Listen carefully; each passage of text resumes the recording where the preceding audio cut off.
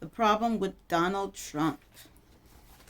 So, as you know, Donald Trump has many flaws. He is loud, he is egocentric, and he talks with his mouth full. That one I just made up. So, um, just to get you, make sure you guys were listening. So, but the thing is, people like him are usually subject to scrutiny, especially since he's the president of the United States. And want to, I just want to get his perspective of what he thinks is right and how he came to what he thinks is right and what he thinks is wrong.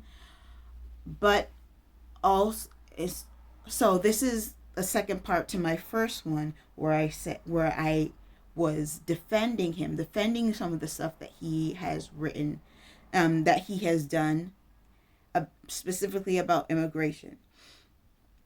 So, like I said in my last video, I was neither for or against Trump. You could say I like to gather evidence, as much evidence I could find, or as much evidence I could put into a video, because I'm trying not to make a really long video. Um, so I basically summed up some of the things that that I could find of how he wanted America to go forth with immigration. So so he so it's safe to say that a he wants an extreme and radical change for this solution, because I feel like the um the immigration in general for just any country, I feel like, is very it's very it's very heavy. It's a very heavy topic, and to have a solution for something like immigration, um, I'm not entirely sure what. I mean, I do have some reasons as what the solution would be, but to the reason to get his solution that he wants, that anybody really wants, if in it with especially with a big subject like immigration, there needs to be radical or extreme change, and this could this could possibly cause something positive to happen.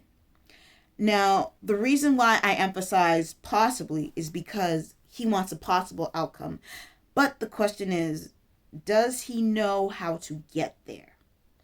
Because you can say, I have a plan, and you actually don't have a plan. Or you could have a very weak one. And it's easier said than done, basically. Like, you could say, I can run a marathon, but then when it's time to run a marathon, you'll be like, I can't run a marathon. And so basically, I'm only going to focus on immigration, since that is what I covered before in my previous video. So basically, the three things that he's looking at for the immigration subject is reshaping immigration laws, mass deportations, and ending birthright citizenship. He thinks that pro-America and pro-immigrant are synonymous.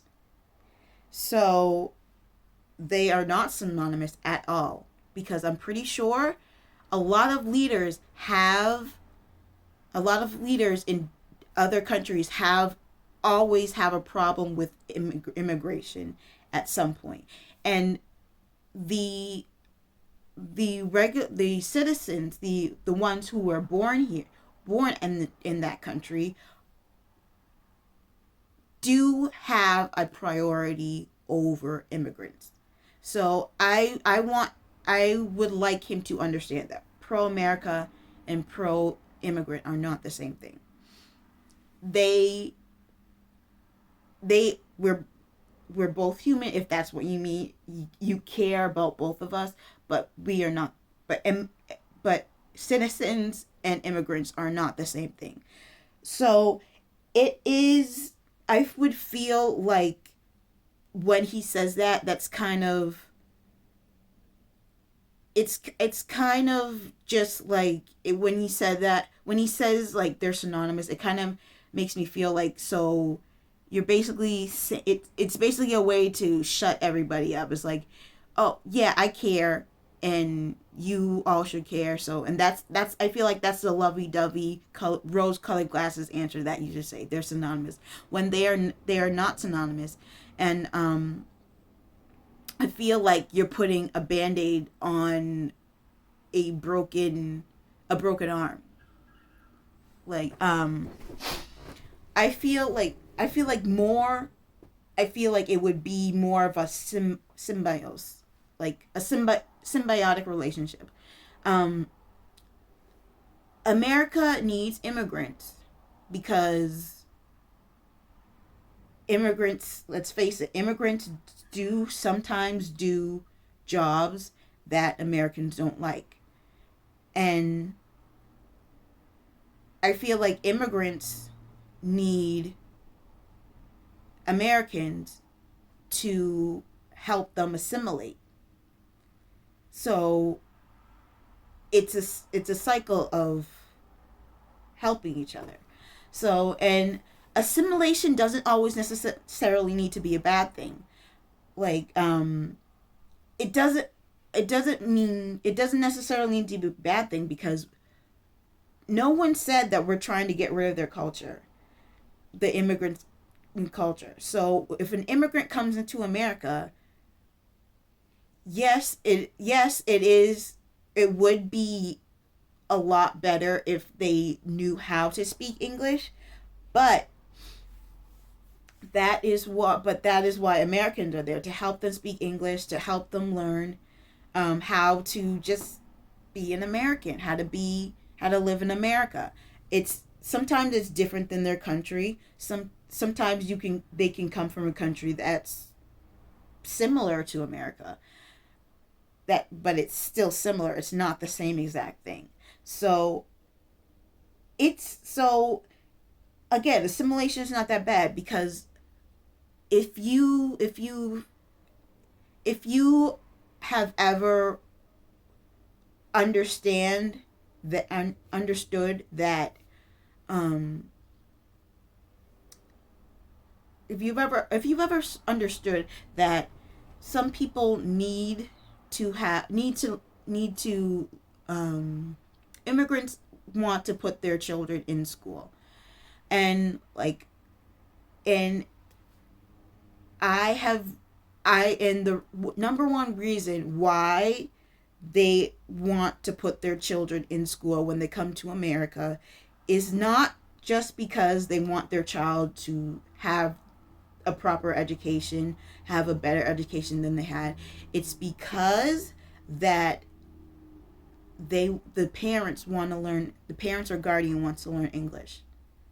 And if you've ever been a teacher, or if you've ever worked in a school, and if you've ever seen a child with a guardian who does not speak English, you would understand. Because but from my standpoint, when I worked in Chinatown for 3 years, I've noticed that I've had I've had a few come in straight from China and enroll their children in um enroll their children in school. And it it helps the child learn English, because it's easier for a child to learn another language than an adult learning another language. And so the child And it's a lot easier because the child will know how to talk to the parent and teach them English. Talk to them in their own language and talk to them in their own language and talk to them in their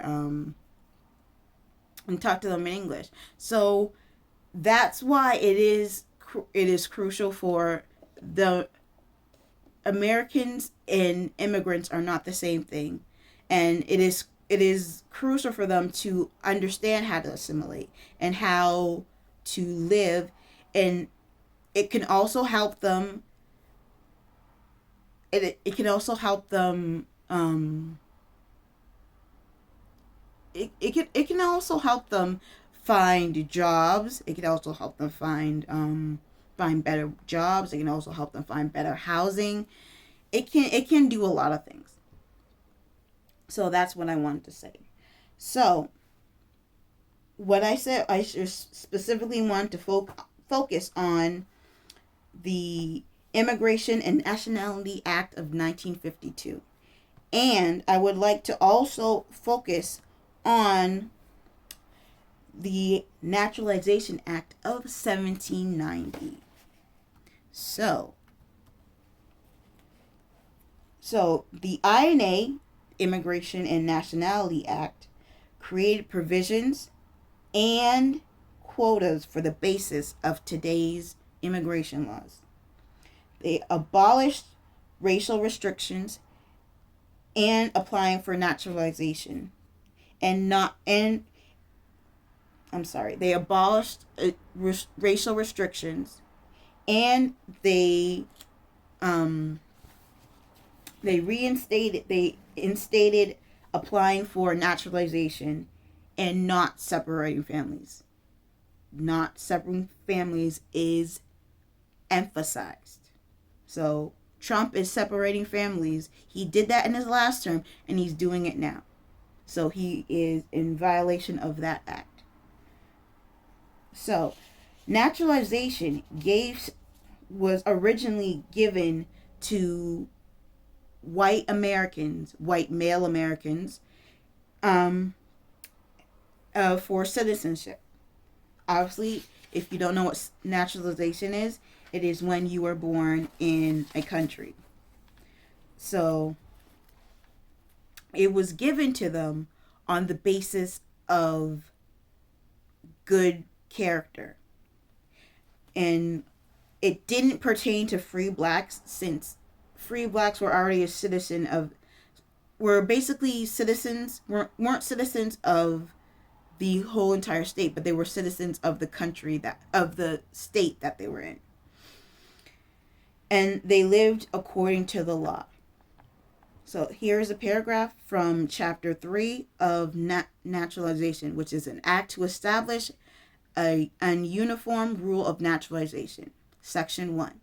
Be it enacted by the Senate and House of Representatives of the United States of America in Congress assembled, that any alien, being a free white person, who shall have resided within the limits and under the jurisdiction of the United States for the term of 2 years, may be admitted to become a citizen thereof, on application to any common law court of record, in any one of the states wherein he shall have resided for the term of 1 year at least, in making proof to the satisfaction of such court that he is a person of good character, and taking the oath or affirmation prescribed by law to support the Constitution of the United States, which oath or affirmation such court shall administer, and the clerk of such court shall record such application. Now, what does all that mean? All the white men of good character, it doesn't specifically state in this section what good character means, but I think some of us can unanimously agree what good character what should be what should be of substance for a good character.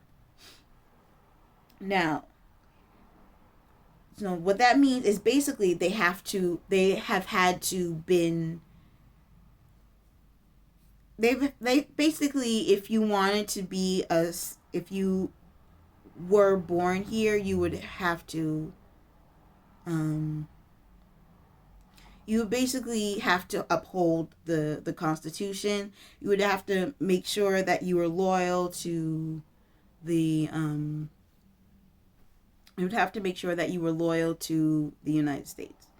So now, let's go back to support of the Constitution and white men of good character.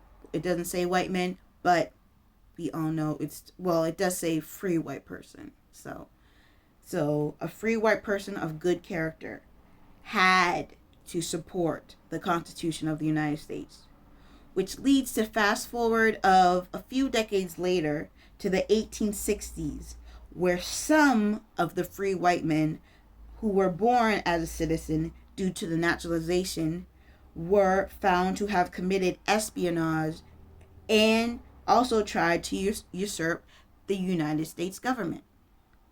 And yes, I am talking about the Confederate States of America. Yes, there were very little black men that fought for the Confederates, but most of them were enslaved, and they were promised to be free after they won the war, but they did not win the war, obviously. Since most of the whites committed espionage and government usurpation, the punishment was relievement of U.S. citizenship. This is most likely why Lincoln had to pass the 15th Amendment, since black men did not commit a crime, but white men did. Because even these enslaved black men would fight in the Union Army. So, yes, they had to become citizens. The Union wanted to take back the South, but the South had to vote to also to become part of the South again. So, who can vote and who can't vote? U.S. citizens can vote. So, but these white men who just tried to usurp the U.S. government lost their citizenship. So, you had to go for what was there, and blacks were there, black men at this point. So, black men had to vote. And how were those black men able to vote? Because they had birthright citizenship. Yes, they were. Most of them were born there. Well, the slave trade ended, so pretty sure all of them were born there. So they became a citizen. Makes sense, right? Yeah. Mm-hmm. Now, aside from this brief history lesson, maybe Donald Trump, you should also do some history sleuthing. It's very cool to study history, just so you know. There is a radical action taken on, but there has been no radical plan to give a purpose to the action. So, again, going back to saying it's easier said than done. You can say you have a plan, but when people ask you to produce it, you do not have a plan. It's like when he said, it reminds me going back to when he was debating Kamala Harris. He said he would dismantle Obamacare. Now, I don't understand the Affordable Care Act. I don't understand why he kept saying he wanted to dismantle it. The only reason why we know he wants to dismantle it is because it was created by Obama and not him. He said, well, Kamala asked him, what do you have in place of that? And he said, I forget what he said. He basically said he has an outline of what he wants, and that's not you. You're getting elected in a few months. The new it doesn't make any sense because the new person is getting elected in a few months. So a new president would be elected in a few months, and you wouldn't have time because you would have other stuff to do. So the thing is, no one is saying that reformation is bad, but when these extreme reformations cause a lot of deportations, then instead of having backup evidence to support your deportations, then that is when a leader is called into question. A leader needs to be able to come up with a plan, and no one from the public's perspective has seen that plan. Then that is when people will think that you don't care. You're just going to do what you want to do. A leader needs to I feel like a leader would look at both sides of the argument. Why should these mass deportations, should I do these mass deportations? I feel like a leader would also understand why people are against this and at least try and reassure them. We are doing this because of X, Y, and Z. Not just because I say so. Not just because I just don't like them. So, but he didn't say I don't like them. But what you're conveying is that what you're doing to immigrants is just plucking them off one by one. So who's to say you would do that to the Americans who were born here? Because that's what you were doing when you were also ending birthright citizenship. So Trump is only in office for 4 years, making radical changes with no plan. And since Trump, you are doing that you were only in there for 4 years, that's not going to take enough time at all to show your reformation plan. So you're going to have a plan that can be carried out after you have left the office for the next president to come in. And you have not shown that you know anything about anything that you're doing. You have a bunch of yes men around you. You only take a bunch of yes men. You don't listen to anyone else who's around you, and that's how you get yourself in hot water. And then you want to play the victim. That's not how it works.